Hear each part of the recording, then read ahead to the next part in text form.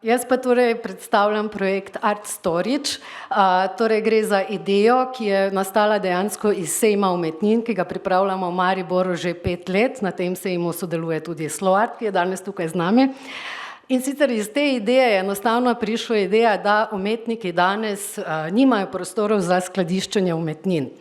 In ker je Slovenija dovolj mala, bi dejansko lahko naredili eno skladišče, ki bi bilo dostopno za vse slovenske umetnike, namreč ideja je v bistvu skladiščiti tako imenovano bodočo kulturno dediščino. Projekt na splet bi šla, če je že nastavljeno. No, bom vmes govorila. Namreč pripravili na artstorage.si, lahko greste kar na Google že in torej vzpostavljamo zdaj internetno stran, seveda smo jo tudi prenavljali in tako naprej. In na tej spletni strani, torej vam bom sedaj predstavila, kaj je bila naša artstorage.si mora biti. Naša ideja. No, lahko povem, ker smo torej se lotili te raziskave že prej, torej terenska raziskava je bila dejansko že narejena pred tem projektom, ki je nekako se zelo lepo poklopilo, torej da smo lahko tu to idejo prijavili. In kot vidite, torej gre za skladiščenje, se to bom sama, hvala, za skladiščenje del.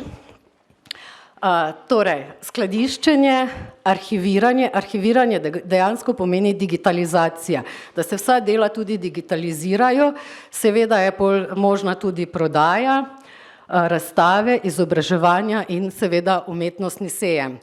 Namreč ideja je, da skladišče ni samo nek depo, kjer se torej skladiščijo umetnine in se tam prašijo, ampak dejansko da je živ art storage, torej da ga vsaj 2-krat letno odpremo za sejem umetnin, recimo za izobraževanja, za strokovnjake. Res si želimo eno tako skupno platformo, kjer bi povabili ne samo slovenske umetnike, ampak dejansko tudi galeriste, da se nekako bolj povezujemo. Namreč vemo, da imamo veliko produkcijo, veliko umetnikov in če tako gledamo, dejansko premalo galerij, da bi vsi ti umetniki prodajali, medtem ko je slovenski kupec zelo zahteven kupec, namreč njihove želje so zelo, zelo raznolike. Torej, namen vzpostaviti eno platformo za vse slovenske sodobne umetnike, jim tudi pomagati recimo preko, tako, kako zavarovati umetnino, kako sodelovati v tujini, recimo tudi, če gledamo prevoz umetniških del, imamo v bistvu enega resnega prevoznika, ki nima konkurence, imamo sicer oblikovalce razstav, ampak nimamo, včasih galerija potrebuje recimo samo tehnika, ki bo zabil in vse take zadeve bi pač skupaj širili, ker s tem, če jih imamo več, imamo konkurenco in imamo boljšo ponudbo tudi lahko. Torej, zdaj malo o prijavi. Kot sem že omenila, je res lepo padel ta projekt v to našo idejo, ki jo že gojimo enih 5 let in več. In smo torej si nekako nastavili kazalnike, namreč kazalniki so zelo pomembni pri prijavi. Ponavadi je boljše, da dejansko prijavljate evropski projekt od zadaj naprej, torej kazalniki morajo biti realni.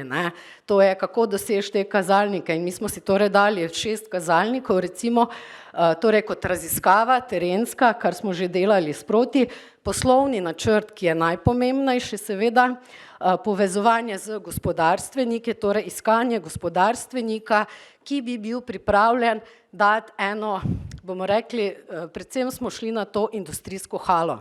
Industrijske hale, namreč v Sloveniji jih je ogromno. Celja, Aero, ki se je baje prodal, ampak tega je vse do Murske Sobote in gor do Gorice ogromno, torej da bi prepoznal in bi mogoče s časoma se to vzpostavilo.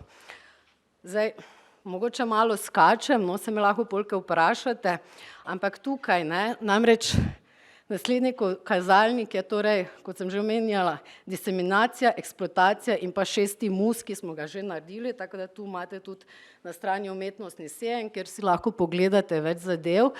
Imeli smo tudi recimo vse cenilce slovenske umetnosti, tukaj sedijo, 6 jih je, v bistvu so že kar stari, niti med sabo se niso poznali, recimo, ne, tako da tudi tu delujemo slabo. No, in zdaj naš kazalnik je tudi bil recimo 50 uporabnikov, torej 50 umetnikov, ki bi skladiščili v tem prostoru. Namen je skladišče prijazno za umetnika. Pomeni, da umetnik bi recimo letno plačeval 200 €, seveda se to da vedno s slikami kombinirati, medtem ko je skladišče namenjeno tudi galeristom in tako naprej. Tudi galeristi dejansko mislim, da nimajo dovolj prostora za skladiščenje vseh teh umetnin.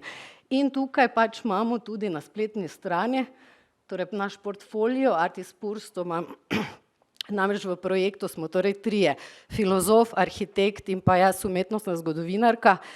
In ta filozof je pravzaprav moj dober prijatelj, ki je zelo, že 20 let v bistvu piše evropske projekte, torej zna to delati. Zato omenjam, da so zelo pomembne te delavnice, ki jih CZK prireja za prijavo projekta, in pa tudi ministrstvo moram pohvaliti, da se, gospa Nataša je tam, ne, Jurgec, da se v bistvu zelo, zelo trudi, da daje razne odgovore.